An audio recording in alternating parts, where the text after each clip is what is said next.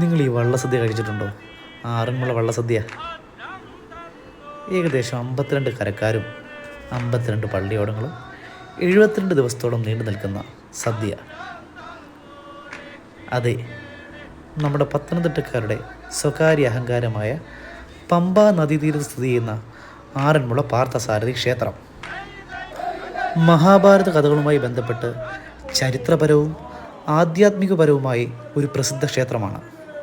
ശ്രീകൃഷ്ണനെ പാർത്ഥസാരഥിയായി പ്രതിഷ്ഠിച്ചിരിക്കുന്ന ഈ ക്ഷേത്രം അതിൻ്റെ വിശേഷ ആചാരങ്ങളും ഉത്ഭവങ്ങളുമാണ് ലോകമാകെ ശ്രദ്ധ നേടുന്നത്.